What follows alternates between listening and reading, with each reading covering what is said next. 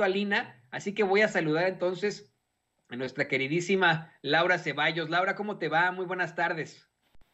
Hola, Toño. Feliz lunes, feliz día y feliz semana a todos. Quiero enviar una felicitación especial. Sí, soy Chaira y que nació ayer el pequeño Levi Mateo, el hijo de José Ramón López Beltrán, y la verdad es que qué gusto y qué alegría, y le deseo todos los parabienes, las bendiciones y la felicidad que se necesitan en estos casos. Así que bueno, habemos nuevo miembro de la familia López Obrador. Bien, Toño, gracias. Qué bueno que lo mencionas, exactamente, nosotros no lo hemos dicho, pero pues ahí está la felicitación de la queridísima Laura Ceballos a José Ramón López Beltrán, el hijo del presidente López Obrador, ahora que llega otro retoño. Y bueno, le pido a don David que nos grabe, Laura, para comenzar con lo bueno, en lo que se va conectando. Alina, vamos a hablar contigo de este tema. Ya para cerrar con el tema, mucha gente está preocupada, enojada, y me dicen, ya, el presidente habla de él, ustedes también, ya estuvo bueno, ya dejen de hablar de Loretito, de Carlos Loret de Mola, el pseudoperiodista, Carlos, los montajes, etcétera, etcétera. Mire, yo le soy perfectamente honesto, es el mismo presidente López Obrador el que quiere exhibir este tipo de casos, y a mí me parece muy educativo, muy didáctico, muy pedagógico, que la gente lo sepa, que la gente esté enterada de este tipo de situaciones. ¿Por qué, querida Laura? Porque específicamente hoy, luego de dar a conocer lo millonario del departamento que tiene Loret en Polanco, lo lujoso que es, luego de que también Sevilla, hace unos momentos, el queridísimo Ricardo Sevilla diera a conocer pues más datos sobre ese departamento millonario de Loret de Mola, hoy el presidente López Obrador aseguró que hay que transparentar todo, que por eso exhibe a Carlos Loret de Mola, por eso exhibe al pseudoperiodista, y que no puede decir que no hay relación con lo público. Pues claro que hay relación con lo público en lo que hace Carlos Loret de Mola. Su financiamiento tiene que ver con empresas, con gobiernos, que por eso es dinero del pueblo, y todo esto hay que transparentarlo. También por eso yo quiero hacer claro este tema. Si nosotros lo sacamos aquí en Sin Censura, no es porque tengamos algo personal con Carlos Loret de Mola, porque soñemos con él, o otro tipo de situaciones. Ni es personal, yo se lo he dicho una y otra vez, y me lo llevo a encontrar en un parque, cuando voy a comer mi lunch con mi sándwich allá a un parque, hasta me sentaré en la misma banca que él. No platicaríamos de política, seguramente, pero pues me valdría que eso, su existencia como ser humano, pues, ¿no? O sea, se le respetaría por lo que es. Ahora bien, lo seguiremos cuestionando, lo seguiremos criticando, pero no crea que es una intención absoluta de sin censura. Lo que estamos buscando aquí es ser transparentes y que se exhiba a los que no son periodistas, que se exhiba a los que tienen, pues vamos, un gran sartén por el mango en esas esferas del poder y que están afectando a México con sus pues chicanadas, con sus montajes. Te escuchamos, querida Laura. Mira, en efecto, a ver, hay que entender que no es porque sea santo de nuestra devoción, ni estemos enamorados y no podamos hablar de otra cosa que no sea Loret. Pero porque sí es importante hablar de él y hablar de quienes se dedican constantemente al golpeteo, porque hoy nosotros somos privilegiados, estamos del otro lado de sus mentiras y de sus calumnias y de sus ardides. Pero ¿por qué hay que hablar de ellos? Porque hay que señalar que quien les paga por decir lo que dicen y aparentar lo que en teoría son, tienen como intención clara justamente robarle a la verdad ese elemento de difusión que merece.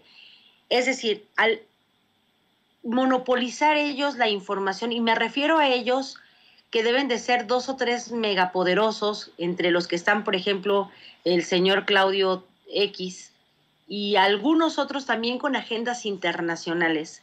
Lo que buscan es demostrar quién tiene el poder y quién dicta agenda y quién decide lo que debes pensar y hacer y comprar y decir y qué hashtags tienes que usar. O sea, ellos manipulan la información y obviamente tienen sus caballitos de batalla. En este caso, Carlos Loret es de los que mejor lo hacen en términos de que como no tiene pudor y no tiene ningún apego realmente útil, sino nada más al dinero porque es capaz de comprar un departamento de 48 millones de pesos. O sea, yo con todo respeto, no estoy diciendo que el lujo sea feo, pero llega a ser tan asquerosamente inalcanzable que la verdad, quien puede pagar 48 millones de pesos para vivir es porque adentro no tiene nada para ser feliz. Entonces, independientemente de la parte no humana de este sujeto que se dedica a decir las noticias, y de verdad yo vuelvo a hacer, siempre hago la aclaración, y el otro día la exdiputada Ángeles Huerta me regañó porque le decía yo, es que yo no soy periodista, porque yo no estudié periodismo, pero sí me apego como abogada, como persona normal, aunque no tuviera ninguna profesión. Creo que nos debemos apegar a la ética que debe de tener una persona que abre el micrófono e informa lo que tenga que informar. No importaría si si este hombre es experto en temas financieros o fuera, no sé, deportista, lo que tuviera que hacer no importaba. Por eso es que también choca, y perdón que me meta yo en el tema, choca los pseudoambientalistas, estos que son actores, que supuestamente, y con todo respeto, ellos hablan con una autoridad como si tuvieran algún estudio cuando muchos no terminaron ni la primaria. Y no estoy diciendo que la gente que no tenga la primaria no tenga el derecho de hablar, pero no es lo mismo un campesino que vive en la tierra, de la tierra, a un actor al que le pagan por decir que está en contra del tren, o a un periodista que le pagan por simular que hace periodismo. Y lo hemos visto subirse a todas las campañas porque es lo que le deja. Y con todo respeto, pues él hace su trabajo desde esa trinchera porque es lo que a él le vale, a él le interesa la lana. Qué bueno, si es un mercenario, pues qué bueno que se desenmascare. Pero hay que hablar de él precisamente, Toño, porque es necesario que la gente que aún lo escucha y que tiene todavía eh, puesta su credibilidad en las mentiras que tejen alrededor de la verdad para que aparezcan como mentiras o como falacias o como incumplimientos de parte del gobierno, la gente se entere cuál es su verdadera intención y su verdadero rostro. La intención de Loret de Mola es seguir cobrando.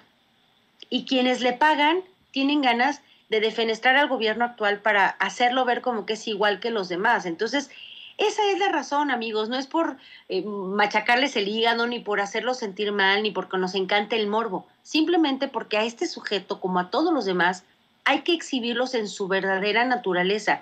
En este caso, ellos son sicarios de la información. Pagan precisamente grandes sumas de dinero para que estos sujetos hagan lo que hacen. No tienen pudor, no tienen rigor periodístico, no tienen respeto por la profesión que ejercen, aún sin título, no tienen respeto por las audiencias, tratan a sus audiencias como imbéciles, como gente que no tiene la capacidad de razonar. Eso es lo que hay que hacer todo el tiempo, demostrar cuán miserables son, porque a eso se dedican. Entonces, no es que nosotros nos ardamos, porque es un poco la idea de, ay, ustedes son unos ardidos, déjenlos en paz. No, es que si ellos mienten, tú en la Constitución, Toño, tienes el derecho de informarte libremente sin que te cuenten mentiras entre el punto de la noticia del de origen y lo que te llega a los oídos. Y lo que hacen todas estas gentuzas, estos personajes mediáticos, es distorsionar la realidad para que a ti te llegue de una manera completamente desasiada, fuera de la realidad, y que te cause un enojo el saber que el presidente dijo, no hizo, porque ellos tienen esa agenda. Entonces, no es molestarnos, amigos, y a mí tampoco, o sea, yo no me sentaría con él, Toño, la neta, yo no, capaz que me hace mal de ojo, no me sentaría con él, pero sí hay que entender que es su profesión la que lo pone en el centro del huracán de fenestrarlo a él como sicario mediático. No es otra cosa, no es molestarlos. A mí me choca su voz, o sea, no soporto ese tonito como que habla así, que se va a desgarrar, no lo soporto. No lo soportaba ni cuando estaba en Primero Noticias, o sea, cero. Pero es lo que hay. Por eso hay que desnudarlos en su verdadera naturaleza para que la gente no caiga en el garrito de que se desgarra la garganta diciendo la verdad. Es un sicario mediático. Totalmente de acuerdo, querida Laura. Y mira, fíjate, tenemos varios mensajes, ¿no? Tenemos ahí a Alfredo Becerra que dice, ¿vas a seguir hablando de Loret? No mames, Toño. ya cámbiale, yo no soy seguidor de ese personaje, llevas toda la mañana hablando de esa persona, busco noticias del presidente nada más, ya cámbiale. Y hay varios mensajes en contra de su servidor, querida Laura, querida Lina, que ya te va a saludar en unos momentos más, pero me imagino, yo siempre lo digo, ¿no? Cuando a la gente no le gusta a uno, pues no va y lo ve. Como Laura no ve a Carlos Loret de Mola, y me imagino Alina no lo ve, como yo no lo veo porque no soporto sus programas, pues no nos ven a nosotros tampoco los que no nos quieren, ¿no? Entonces cada vez que nos pone estos mensajes yo lo cuestiono mucho. Y ahora sí, le pido a don David que nos grabe para darle la bienvenida a Alina Duarte. No pudimos hacer la conexión desde el principio, pero vamos con Alina con su comentario precisamente sobre esto. Te saludo primero, querida Alina, y te comento, estamos hablando de por qué seguir con el tema, por qué darle más vuelo a la hilacha, por qué, a pesar de que nos cuestionan algunas personas en el chat, ¿por qué seguir hablando de Loret? Se lo cuestionan también al presidente López Obrador una y otra vez. Le dicen, oiga, presidente, creemos que lo mejor sería, pues ya dejar el tema de Loret por la paz. Le está usted dando argumento, le está dando más poder a un personaje como él, a un pseudo periodista que todos conocemos como los montajes, por la serie de montajes que ha hecho. ¿Para qué darle más fuerza? Y hoy el presidente le responde a esa gente que cuestiona por qué sigue enfrentándose a Carlos Loret de Mola, que hay que transparentarlo todo, que por eso lo exhibe, que Carlos Loret de Mola no puede decir que no hay relación con lo público. Dice, claro que sí hay relación con lo público, su financiamiento tiene que ver con empresas y con gobiernos, y que por eso es dinero del pueblo. Hay todo que transparentarlo. ¿Qué nos puede decir sobre esto, querida Lina? Pues mira, yo creo que ya son varios temas, ¿no?, que hemos puesto sobre la mesa aquí en Sin Censura. Primero saludarte, Toño, a ti, a Laura y a todo el auditorio hermoso de Sin Censura. El tema de Carlos Loret de Mola representa, yo creo, esa punta del iceberg de lo que se ha venido construyendo durante las últimas décadas en el país, que no solamente es en torno a los personajes, es en torno a una campaña mediática y al poder, ¿no? Se le llegó a decir a la prensa el cuarto poder por las dimensiones que llega a adquirir, sobre todo hoy en sociedades en donde cada vez más industrializadas, pues tenemos mayor acceso a comunicaciones, no tanto así todavía la brecha digital es bastante grande a nivel mundial, pero en el tema de comunicaciones básicas, radio, televisión, la prensa escrita, pues es algo a lo que la población tiene relativo acceso, ¿no? Aún así, creo que el caso de Loret de Mola representa eso, ¿no? Ese poder que llegó a tener la prensa en algún momento, pero esta prensa entendida como los y las voceras de los grandes oligarcas de este país, de los grandes empresarios, de los intereses económicos, tanto de estos grandes empresarios nacionales, pero sobre todo también de transnacionales, específicamente de Estados Unidos y de Canadá también. Y que ahora lo que estamos viendo es la posibilidad de desmenuzar a estos actores. Generalmente la gente ya sabe que pongo ejemplos, lo que ha ocurrido en otras latitudes, porque son experiencias que a veces nos pueden abrir un poco más el horizonte. Y esto de la politización de la ciudadanía es parte de los llamados gobiernos progresistas, eso no me queda duda alguna, en donde podemos ponerle nombre y apellido y entonces empezamos a quitarnos ese velo de quiénes son estos personajes en realidad y qué intereses hay detrás. No es como que Loret de Mola tenga mucho interés en saber quién es Andrés Manuel López Obrador, pero resulta bastante jugoso el botín detrás de calumniar, detrás de hacer montajes, resulta bastante fructífera, ¿no? La dedicación y la vocación a las fake news, a estos montajes. Y ahí es en donde hoy la gente está diciendo, pues ya basta, ¿no? Porque está viendo que hay ese otro periodismo, hay un periodismo comprometido con la sociedad, con el interés común, porque además nos representamos, ¿no? Y no, evidentemente, Alina, que no es empresaria, que no es oligarca, que no es de Estados Unidos y estas transnacionales, evidentemente no va a representar esos intereses, ¿no? Hay un ejercicio de conciencia detrás del nuevo periodismo, pero también detrás de una sociedad que hoy está politizada y que en las calles está consciente de lo que está ocurriendo hoy en este país.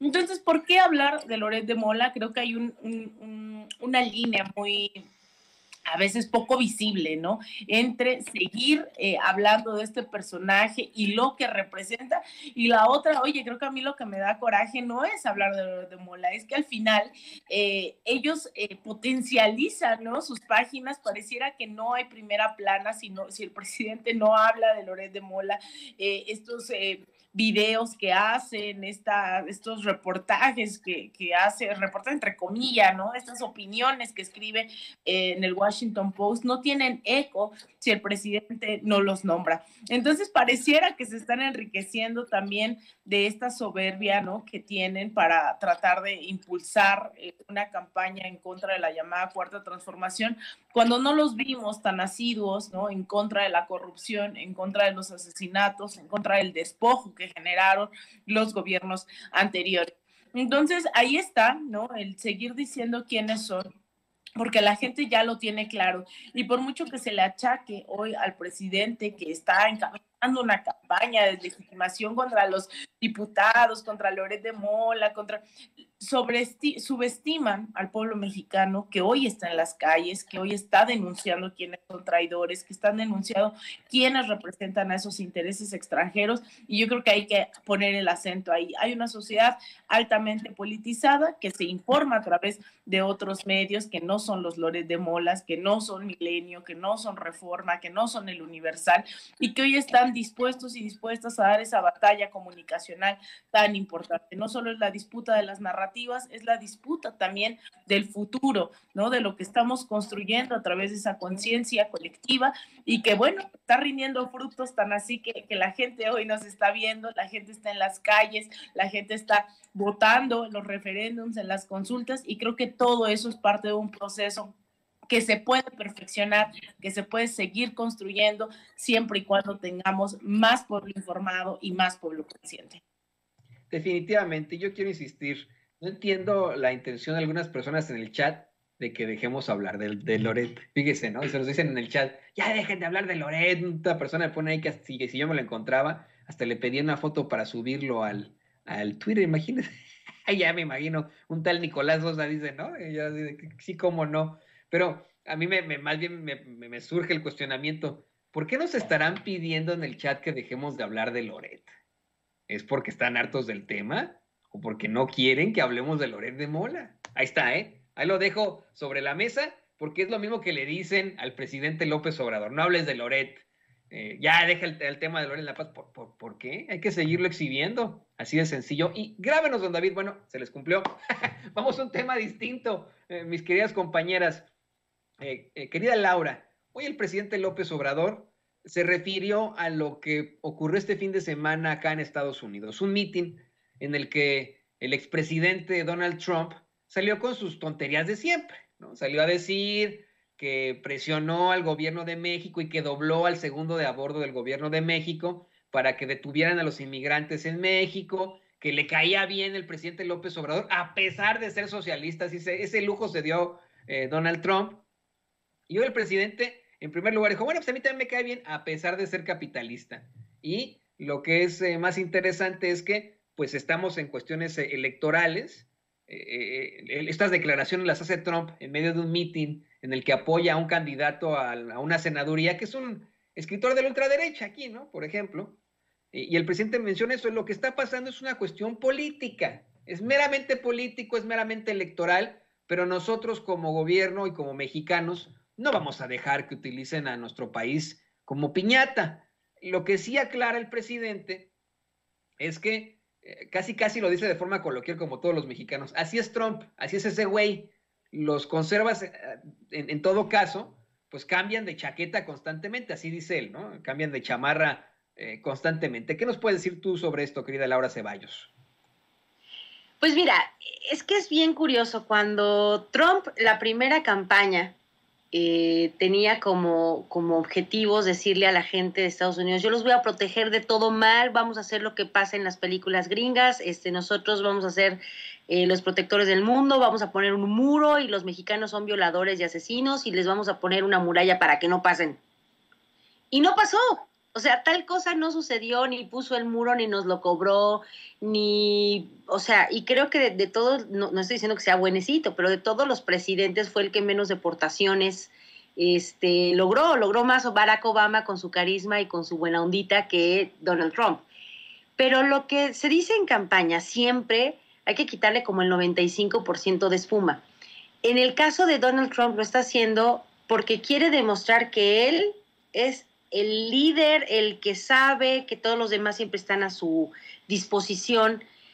Pero pues así como dijo el presidente, pues sí, ya saben cómo es, hombre, o sea, ¿para qué le creen?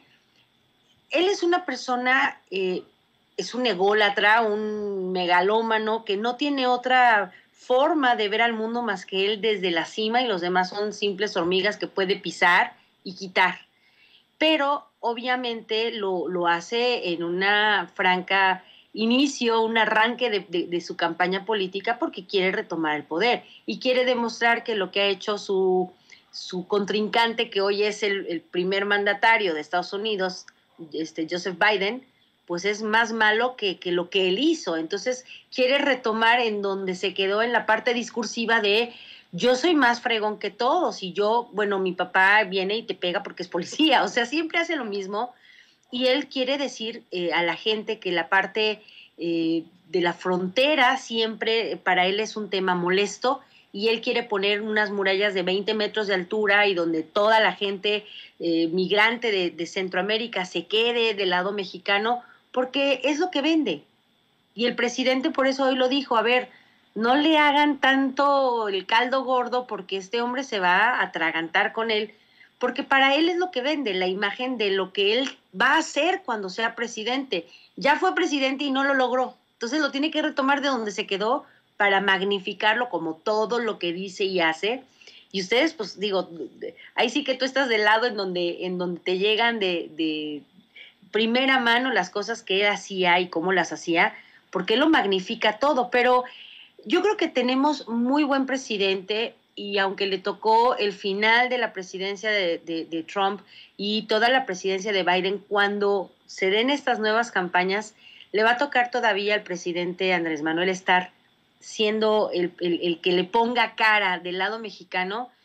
Y creo que el presidente tiene una virtud, es como a manzalocos, porque la verdad no hizo Trump lo que supuestamente iba a hacer y que lo iba a poner bajo su pie, o sea, no lo hizo, porque el presidente tiene pues una cosa que se llama dignidad, y entonces el presidente le puso su barrera muy delimitada y Trump no pasó. Entonces, yo creo que de Trump es como los cafés estos de la cafetería de la Sirenita, que cuestan muy caros, que te ponen 2/3 de espuma y lo demás es un café muy malo. Igualito es Trump. Sí, no, definitivamente. Acá, querida Laura, el problema es que mucha gente son trumpistas de closet. Eso es lo preocupante, ¿no? Muchos dicen, ay, yo no hubiera votado por Trump, pero bien que tienen su corazoncito racista antimexicano acá en Estados Unidos. Y mire, ya de pronto van a votar, a brotar, querida Lina, le pido a David que nos grabe, van a empezar a brotar los pro-trumpistas en el chat. Uno empieza a hablar de Trump y salen los bots ahí que lo aman y que lo defienden. Imagínense, eso sí no se la creo a los bots, ¿eh? Cuando dicen, yo no soy bot, Toño, pero estoy a favor de Trump. ¿Sí, cómo? Pues si Trump nos llamó violadores a los mexicanos, Trump híjole, nos puso como narcotraficantes, una persecución horrible durante su término como presidente a los mexicanos, a los hispanos en general, a los inmigrantes. No les creo, pero ni poquito, ¿no? Que me dicen, yo no soy bot, Toño, pero apoyo a Trump, sí, cómo no. Ajá. Pero bueno, querida Alina, tú que siempre eres muy, muy clara con tus pensamientos, con tus ideales, quiero explorar precisamente esa parte en la que el presidente López Obrador se burla de la declaración de Trump sobre su socialismo, ¿no? Dice Trump en el meeting que tuvo este fin de semana que le cae bien López Obrador, aunque sea socialista. Y hoy el presidente López Obrador dice, sí, pues a mí también me cae bien Trump, aunque sea capitalista, ¿no? Y al fin y al cabo, queda muy, muy claro, queda muy clara la opinión, la opción de precisamente la ultraderecha en el mundo, una ultraderecha que es cambiante y que con tal de convencerle a usted que nos ve y que nos escucha, bueno, pues pueden ser ambientalistas, pueden ser feministas, pueden ser luchadores por los derechos humanos. ¿Qué nos puedes decir sobre esto, querida Alina Duarte? Mira, Toño, en realidad la política en Estados Unidos ha girado tanto a la derecha durante las últimas décadas que cualquier cosa que no sea de ultraderecha es considerada socialista o comunista, ¿no? No simplemente es una campaña que hemos visto posguerra fría, sino que es real.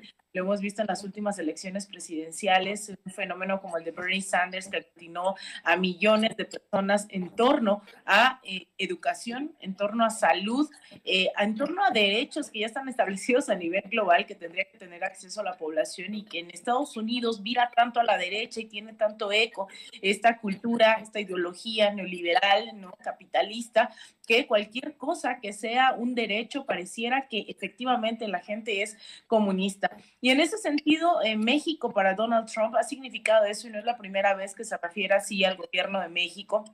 Un Donald Trump que tú lo recordarás, Toño, en aquellos momentos durante las elecciones, cuando lo cubríamos aquí.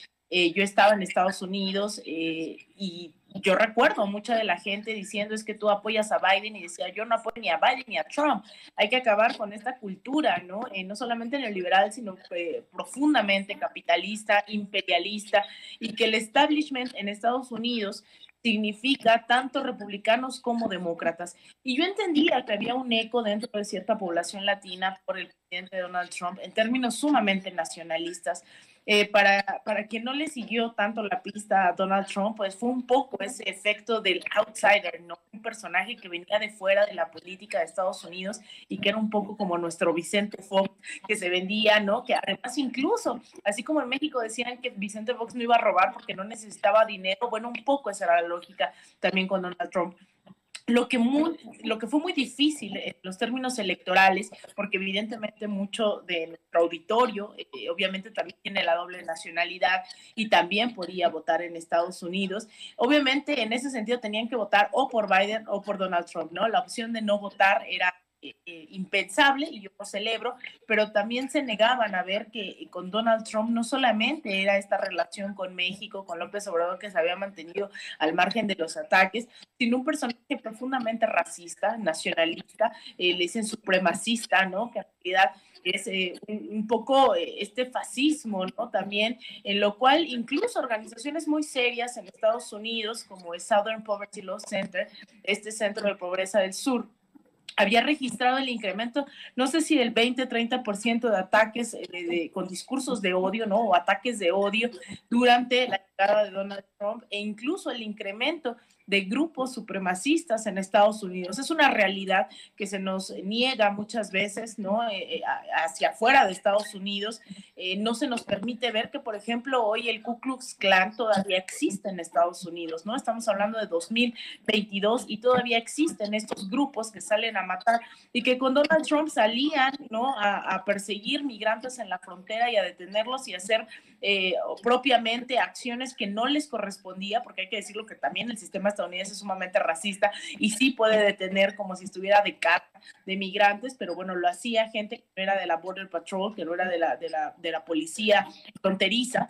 Y ese era el tema de Donald Trump. Ahora, también, y con esto quisiera como concluir y profundizar también el debate con nuestro auditorio, decir que Andrés Manuel López Obrador está en su rol de presidente, y él lo dijo en julio del año pasado: él no se va a poner con Sansón a las patadas. Lo decía en el aniversario del natalicio de Simón Bolívar, meses antes, semanas antes de la cumbre de la CELAC. Y ese discurso para mí es histórico porque hace una radiografía de las necesidades de México en política exterior y de la urgencia de cerrar lazos con América Latina. Y también de decir que Estados Unidos ya no es ese gobierno que solía ser décadas atrás, ya no tiene ese poderío, y que lo basa sobre todo en lo militar, porque financieramente tiene deudas brutales Estados Unidos, pero aún así hay una dependencia financiera a través de organismos como el Banco Mundial, como el Fondo Monetario Internacional, hacia nuestros países.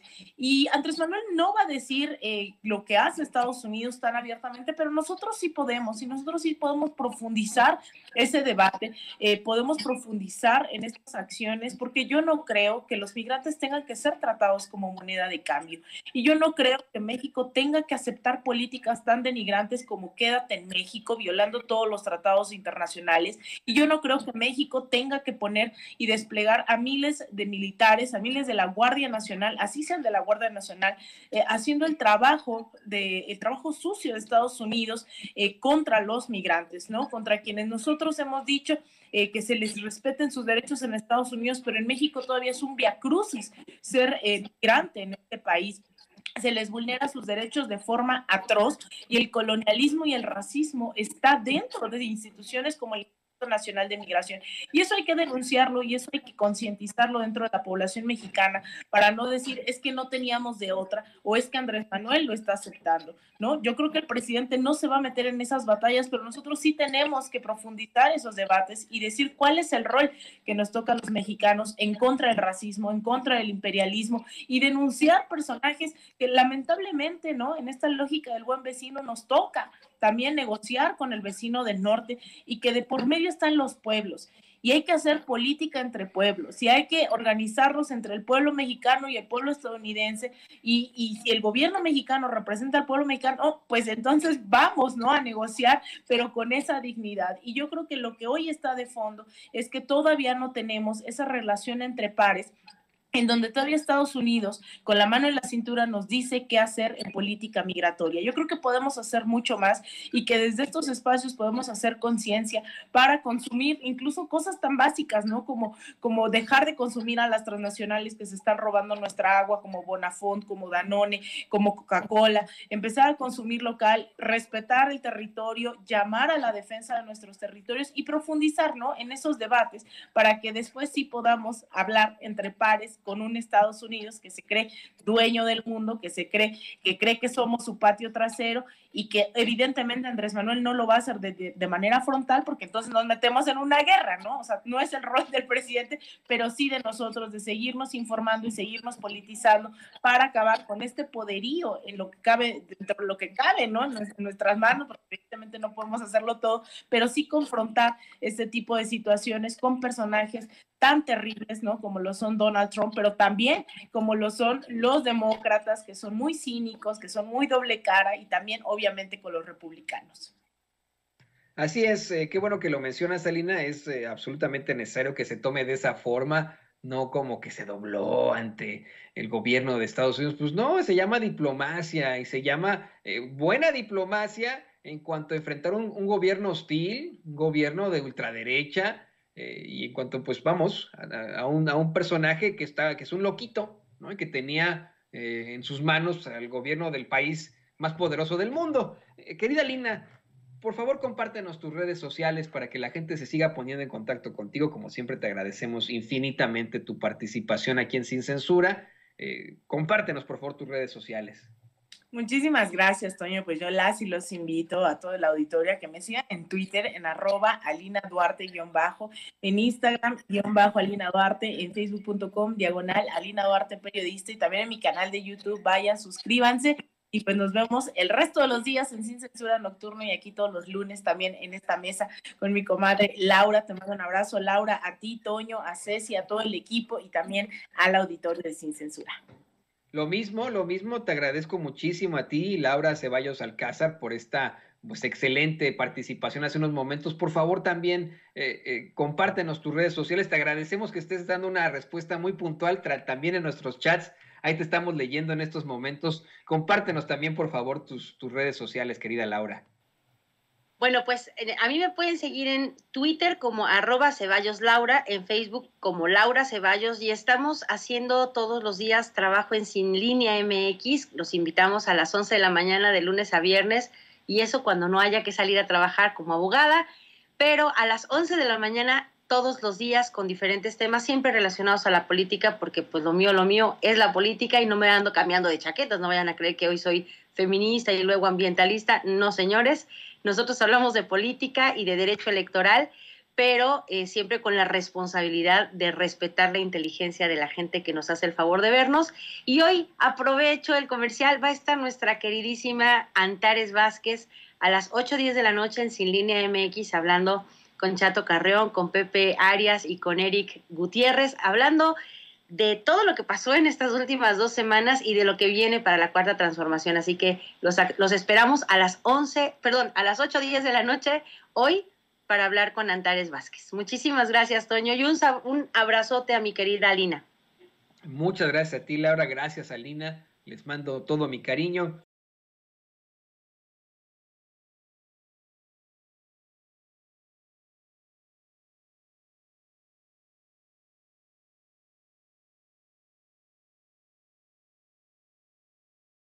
bienvenida a otro gran y cariñoso amigo, nada más y nada menos que al periodista independiente y documentalista de investigación, al gran realizador de Guerra Híbrida, nuestro queridísimo Daniel Marmolejo. Dani, muy bienvenido a tu espacio, aquí a Sin Censura.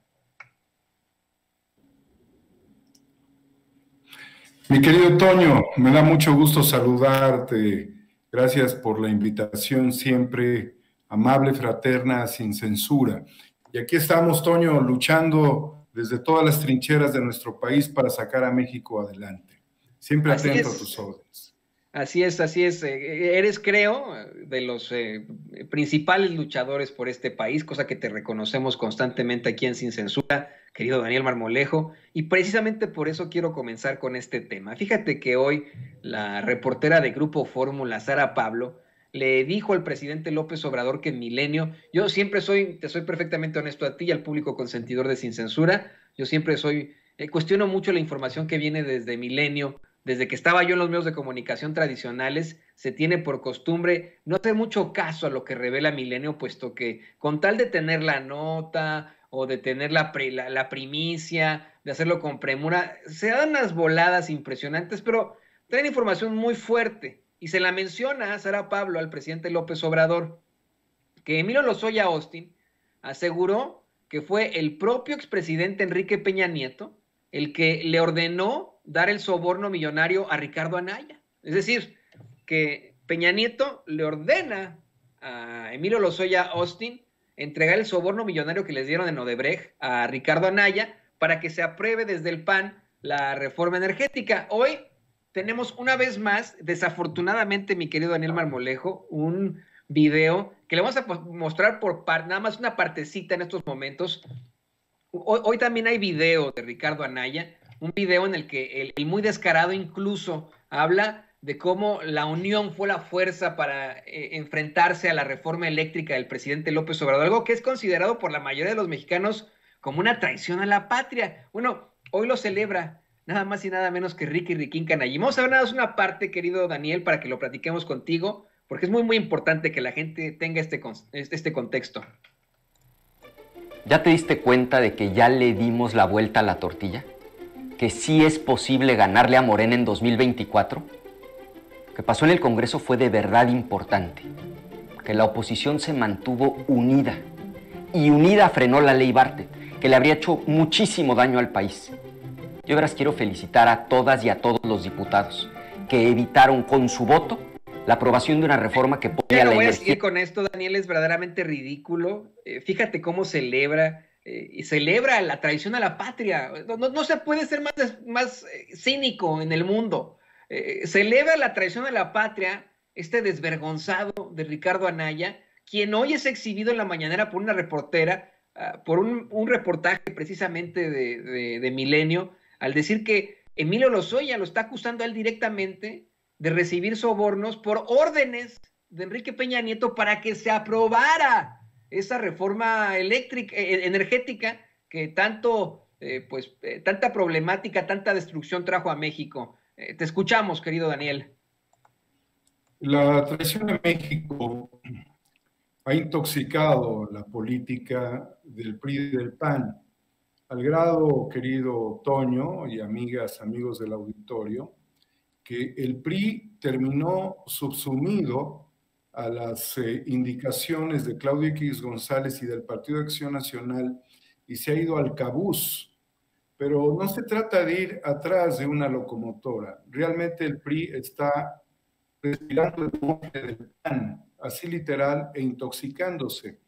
Pero como el ejercicio de intoxicación ha llevado muchos años, en los cuales se ha dado un latrocinio a nuestro país en forma masiva, lo que estamos viendo es la cara del cinismo en este personaje que recibió moches.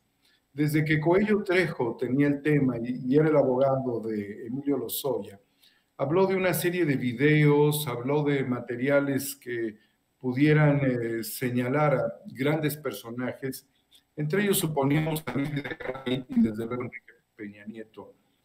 Toño, no es novedad. Evidentemente, Peña Nieto manejaba sus cartas. Si bien no es un político realmente brillante, no es un político de grandes luces, de todos modos tenía la silla presidencial y aunque el operador técnico era Videgaray, él morboseaba sujetos.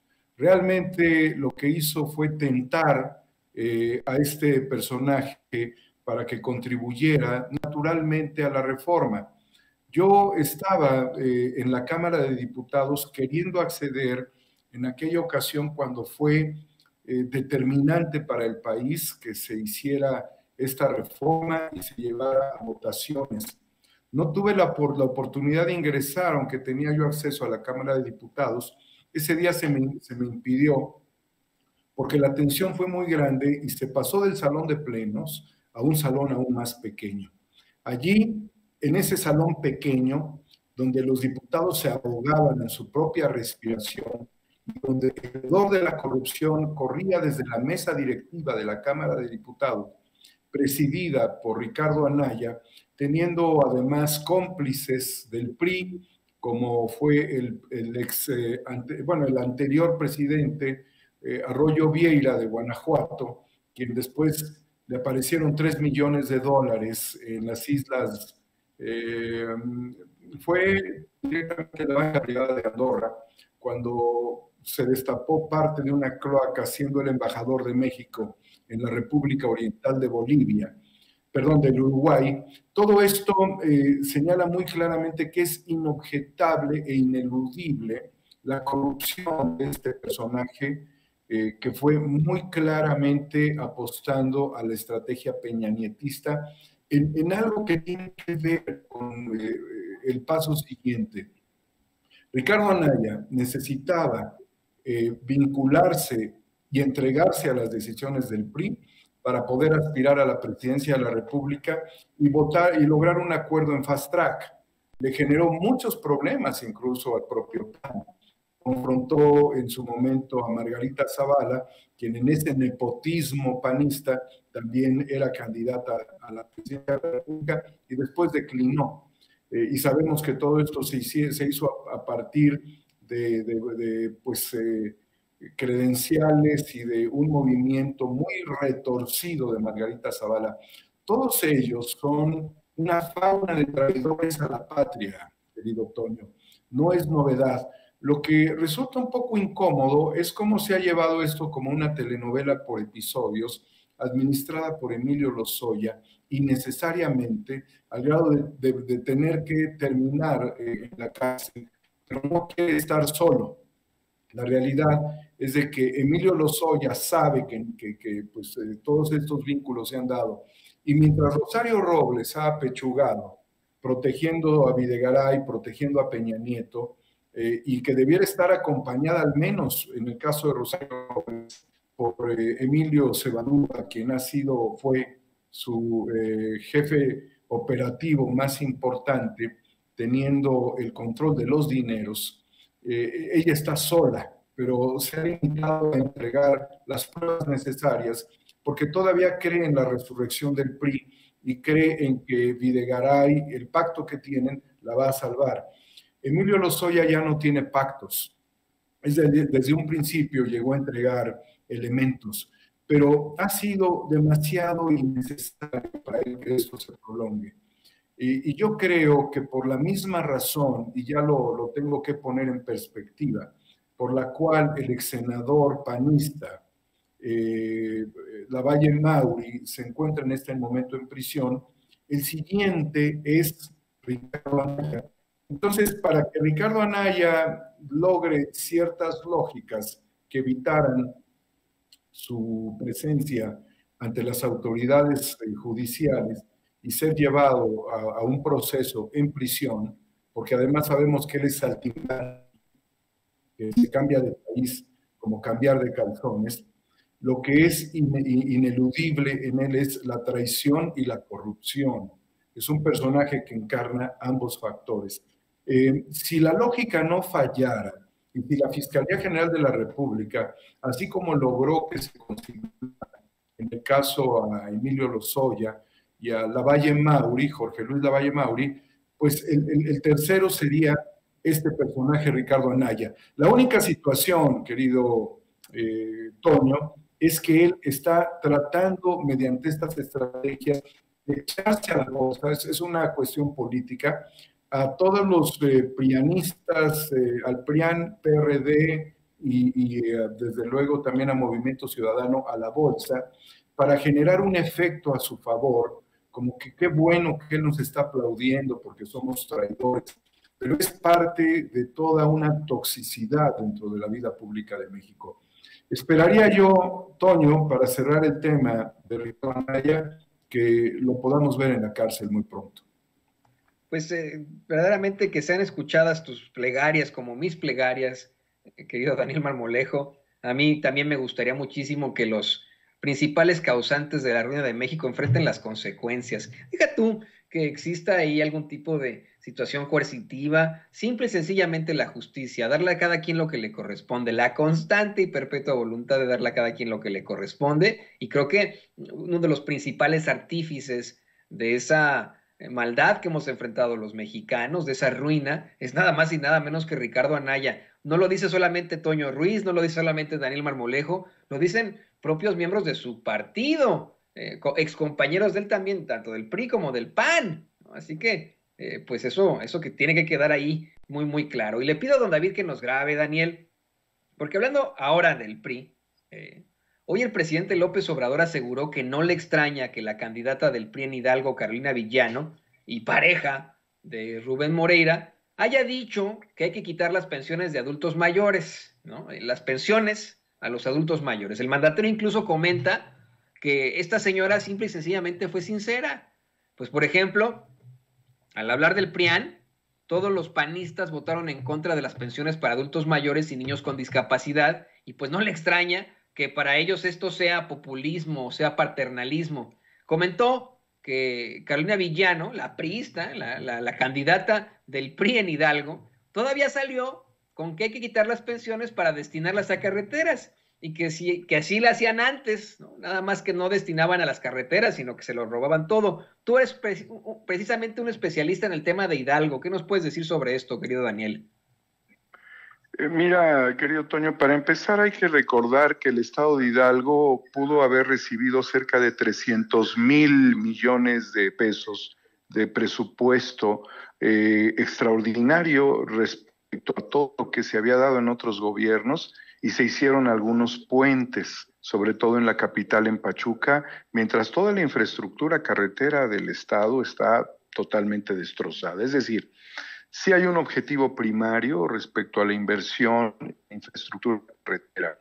Lo que es infame, lo que es inaudito, lo que es inaceptable, es pedir que se retiren los recursos que ellos votaron en contra de las pensiones para adultos mayores, que ellos votaron en contra de que se volvieran constitucionales todos los programas del bienestar que también atienden a los niños con discapacidad, a los jóvenes estudiantes, todo lo que ha significado no utilizar estas estrategias a nivel electoral para ningún partido, sino que ya sean beneficios que estén plasmados dentro de la Carta Magna, un proyecto histórico de transformación a través de la dispersión de recursos a quienes más lo necesitan en uno de los 3 estados más pobres del país.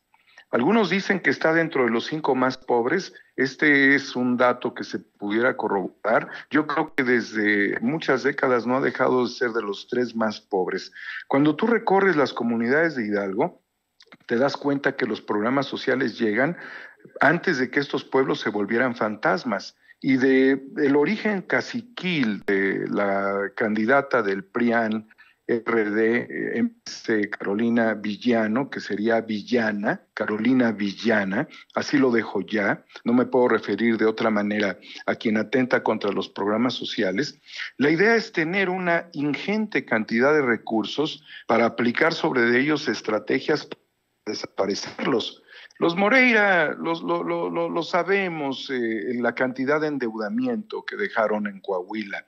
Además, Toño, de que no quieren a los abuelitos Ellos detestan a los abuelitos, ellos detestan a las personas con discapacidad, ellos detestan a los jóvenes que quieren construir el futuro, ellos detestan a nuestro país, ellos detestan las reformas de López Obrador, ellos detestan que haya justicia social, ellos lo único que buscan es justicia, pero no justicia, ellos lo que buscan es robar, y así lo dice claramente el presidente. Quieren que esos recursos estén para que puedan ser utilizados y robados. Entonces estamos hablando del secuestro de los recursos públicos. Si allí terminara este asunto, querido Toño, pues bueno, es un deseo que no se les va a cumplir, porque además ya son constitucionales, pese a que votaron en contra. Pero ¿cómo ves que también votaron en contra de la reforma eléctrica del presidente? Hubo un punto por allí que tuvo que retirar la Cámara de Diputados, promovido por la ahora candidata de estos partidos que han maltratado y destruido tan solo a este estado de Hidalgo durante 93 años sin alternancia, Toño. Y se retiró ahí un punto que tenía dentro del debate la diputada, porque había pedido licencia, la mesa directiva lo retira, pero de todos modos el voto venía alineado en contra de que el presidente López Obrador le bajara la electricidad a los pobres, dándole la oportunidad a CFE de que se fortaleciera sobre las empresas privadas. ¿Y cómo ves que apareció un video en donde se hace un análisis de que esta señora tiene una residencia muy grande en un club de golf en Pachuca, donde ella tenía un recibo de luz de aproximadamente 11,000 pesos y ahora el recibo bajó a 53 pesos? Le ponen Lady Diablito. Entonces la Lady Diablito estaría cometiendo un delito federal que se puede castigar hasta con 10 años por estar robándose la luz en su enorme mansión. O sea, a los Moreira no les bastó con endeudar y saquear a un estado. A los Moreira no les ha bastado con tener posiciones de representación, como por ejemplo el marido de la señora y ella, ambos diputados, fíjate nada más, actualmente diputados, ella con licencia, el diputado, o sea que los diputados en este país chingado no pueden pagar un recibo de luz como corresponde. ¿Quién le da autoridad a los diputados? Porque son dos, de que se roben la luz, Toño. O sea, ellos sí tienen un recibo de luz que ya quisieran los pobres tener. Los pobres pagan más luz en comunidades alejadas, en comunidades sin agua, en comunidades destrozadas, sin economía, en comunidades polvorientas en Hidalgo, dominadas por caciques, y ellos en la capital, con esa enorme mansión, tienen el beneficio que quería Andrés Manuel para todos, pero ellos sí lo tienen y votan en contra del pueblo. Esa es la realidad de los hipócritas y traidores a la patria.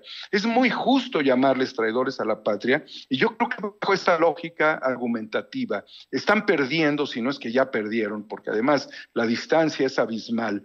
¿Qué pasa en las campañas cuando estas vienen con los patrocinios corporativos? Porque son los patrocinios corporativos, como fue Odebrecht en el caso que mencionas, de Emilio Lozoya. En el caso de Ricardo Anaya con Odebrecht, era también establecer una estrategia de posicionamiento con las corporaciones de cara a la candidatura presidencial. En este caso, votar en contra de la reforma del presidente es alinearse a nivel corporativo con las empresas del saqueo, con Grupo FEMSA, con Iberdrola, con las grandes empresas multimillonarias de la energía, que roban todo el sistema eléctrico que fue pagado por los mexicanos y que usufructúan a través de la red eléctrica, y que además impiden que CFE produzca cuando ellos quieren ganar por la producción, ganar así y producir así, beneficiarse ellos, tener concesiones eternas. Para eso sirven estos legisladores como la señora Vigiano, como muchos otros, y desde luego en esta amalgama destructiva quieren seguir robando, porque eso es lo que dijo el presidente. El presidente los catalogó de rateros, y yo tengo una lectura adicional con base en todo ello. Cuando estos van a perder, que tengan cuidado las corporaciones que los patrocinan, porque finalmente es un dinero que al final ni van a utilizar en la compra de votos, se lo van a agarrar y se van a echar a correr porque la derrota está garantizada. Es con lo que quisiera cerrar y le pido a don David que nos grabe, querido Daniel.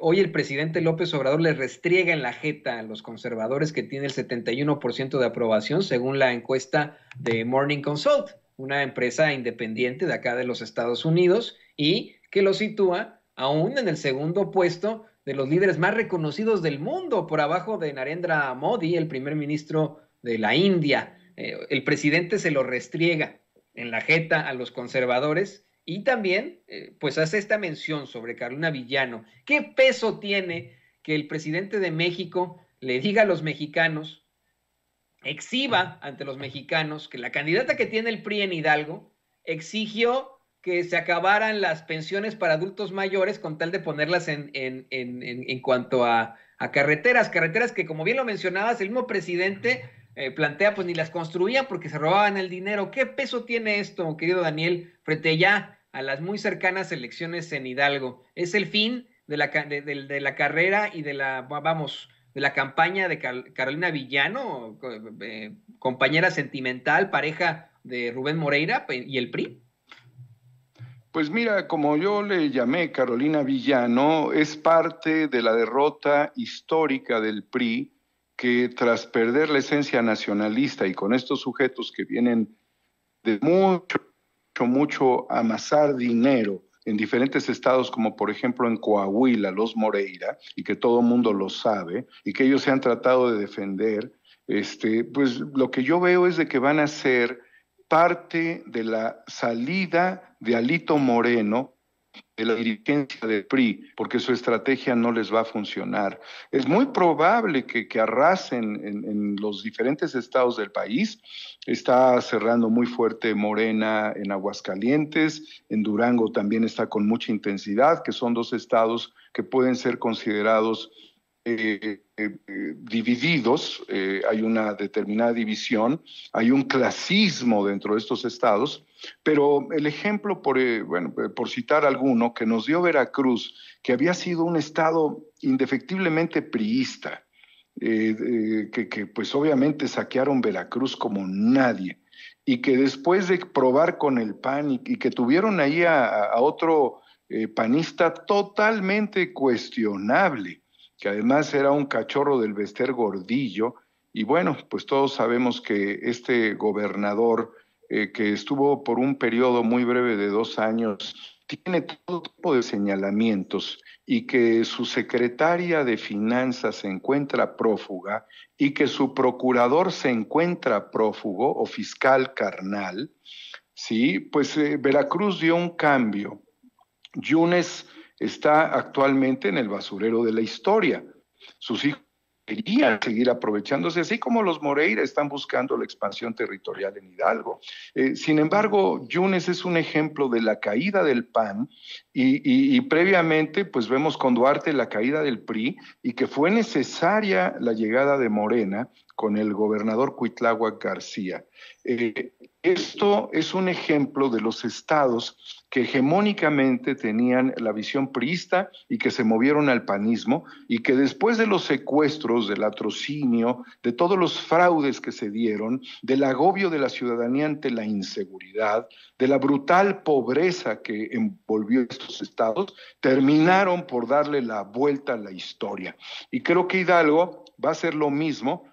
Desde ahora hay que advertirlo, que Alito Moreno vaya haciendo sus maletas, porque Villano le va a dar el peor resultado de la historia política del PRI en Hidalgo, y también a Marco Cortés y todos ellos, y a las corporaciones, pues que ya no le inviertan, por ahí no es. Así es, mi querido Toño, va a haber un cambio histórico, y tanto ella como Alito van a tener que pagar toda la desgracia estructural que han hecho, porque cuando los ves en sus discursos y los ves en sus debates, hablan de toda la destrucción, por ejemplo, carretera, la falta de eficiencia. Han regalado tinacos de agua a Rotoplas, como no te imaginas, para comunidades donde no hay agua.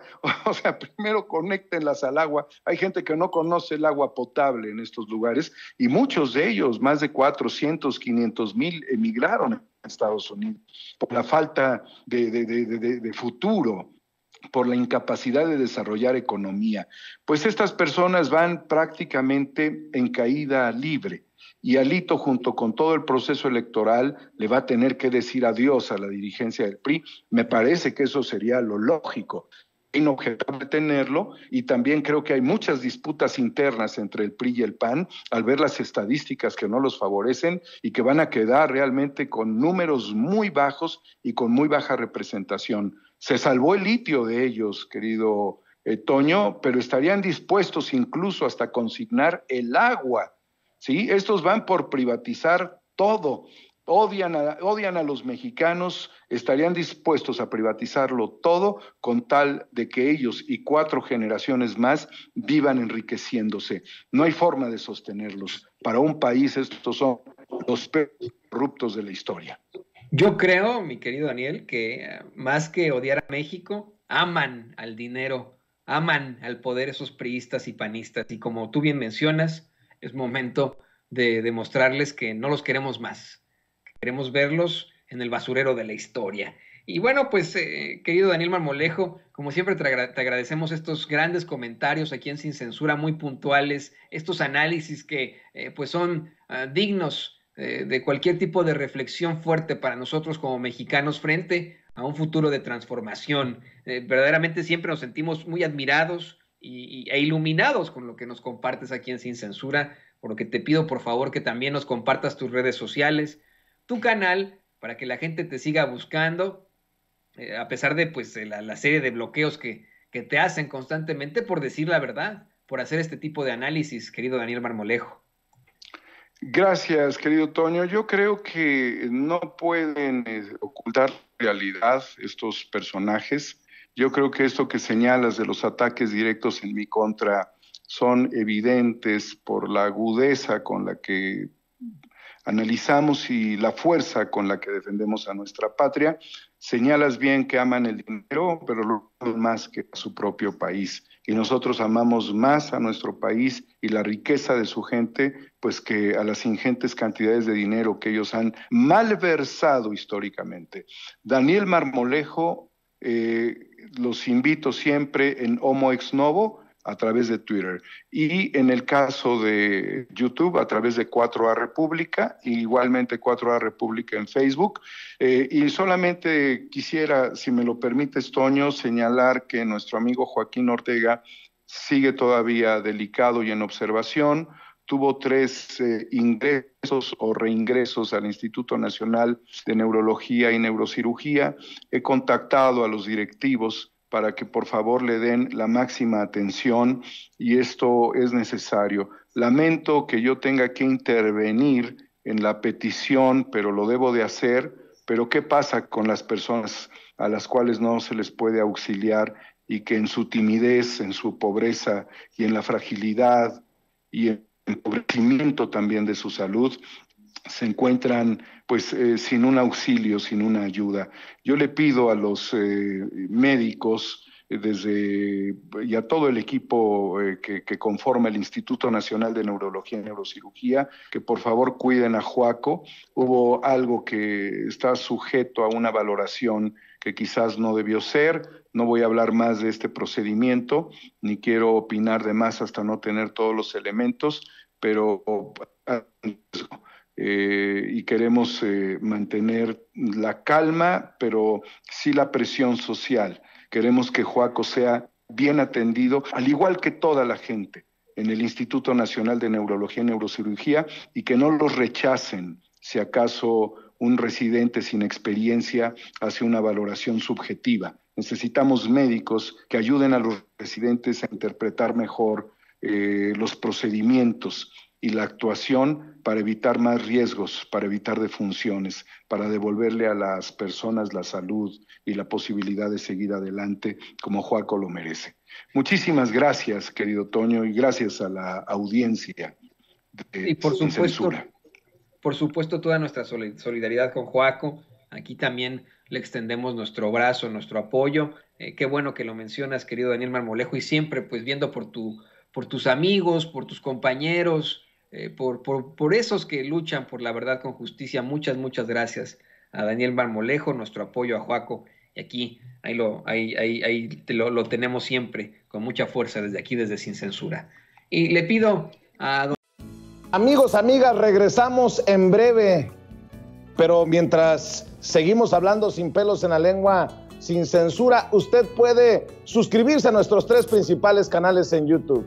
Sin Censura Media, en donde tenemos más de 1.600.000 suscriptores, Sin Censura TV, en donde tenemos más de 1 millón de suscriptores, y en Sin Censura Presenta, en donde queremos llegar muy pronto a los 100,000 suscriptores.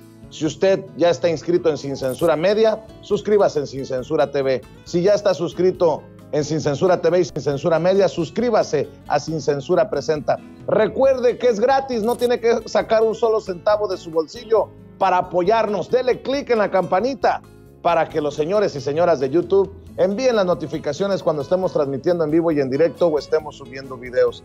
También nos puede seguir en Twitter en @Vicente Serrano y hasta en Instagram. Ojo, también estamos en Instagram. Son nuestras redes sociales y con el apoyo de ustedes seguimos creciendo, porque con ustedes todo, sin ustedes nada.